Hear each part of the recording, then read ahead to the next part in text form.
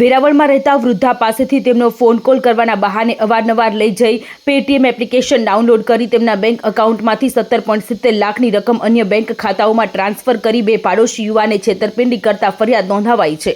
આ અંગે માહિતી આપતા વિભાગીય પોલીસ અધિકારી વી.આર. ખેંગારે જણાવ્યું હતું કે વેરાવળની હરસિદ્ધિ સોસાયટીમાં રહેતા વિજયભાઈ મોકરિયાએ પોલીસ ફરિયાદમાં જણાવ્યું છે કે તેમને પૈસાની જરૂર હોય। નિવૃત્ત રેલવે કર્મચારી એવા તેમના માતા કાંતાબેનને સાથે લઈ એસબીઆઈ બેંક ખાતે તેમના ખાતામાંથી 1 લાખની રકમ ઉપાડવા ગયા હતા। ત્યાં સ્લીપ ભરીને આપતા બેંકના કેશિયરે ખાતામાં માત્ર 51,409 જ હોવાનું જણાવતા તેમણે 50,000 રૂપિયા ઉપાડી લીધા હતા।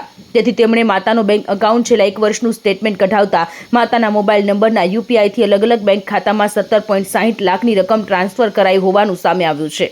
આ અંગે તેમણે તેમના માતા કાંતાબેનને પૂછતા તેમણે જણાવ્યું કે પાડોશમાં રહેતા સચિન રસિકભાઈ પટેલ તથા કુનાલ વાઘેલા તેમની પાસેથી તેમનો મોબાઈલ અવારનવાર કોલ કરવા માટે લઈ જતા હતા।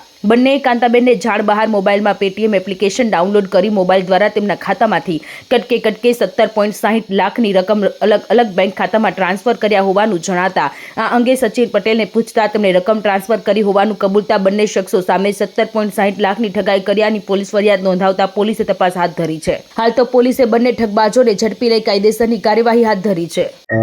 વેરાવળ સિટી પોલીસ સ્ટેશન ખાતે ગઈ 17 તારીખના રોજ એક ફરિયાદી છે વિજયભાઈ મસરીભાઈ મોકરિયા, જે વેરાવળ સિટીમાં હરસિદ્ધિ સોસાયટીના વાડી વિસ્તારમાં રહે છે। એમણે એક ફરિયાદ દાખલ કરાવી છે, જે ફરિયાદ બીએનએસની તેમજ આઈટી એક્ટની જુદી જુદી કલમો હેઠળ દાખલ કરવામાં આવી છે। જે ફરિયાદ જોતા ફરિયાદમાં એવું છે કે ફરિયાદી જે છે એમના માતા કાંતાબેન, જે હાલ નિવૃત્ત છે, જેઓ રેલવેમાં સફાઈ કામદાર તરીકે કામ કરતા હતા અને 1.5 વર્ષ પહેલાં તેઓ નિવૃત્ત થયેલા છે।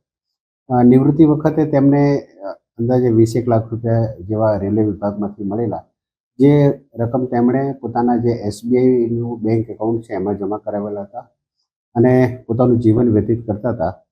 એ અરસામાં એમના પાડોશમાં રહેતા સચિનભાઈ રસિકભાઈ પટેલ અને કુણાલભાઈ વાઘેલા, જેઓ તેમના સંપર્કમાં આવ્યા અને રોજે રોજ તેમની સાથે બેઠક કરી, તેમની સાથે વિશ્વાસ કેળવ્યો અને તેમણે આ જે કાંતાબેન છે એમના મોબાઈલમાં એક પેટીએમ એપ્લિકેશન ડાઉનલોડ કરી અને એ એપ્લિકેશન એમણે એમના બેંક એકાઉન્ટ સાથે લિંક કરી અને વખતો વખત એમાંથી એમણે પૈસા અન્ય વ્યક્તિઓના ખાતામાં ટ્રાન્સફર કરેલા છે।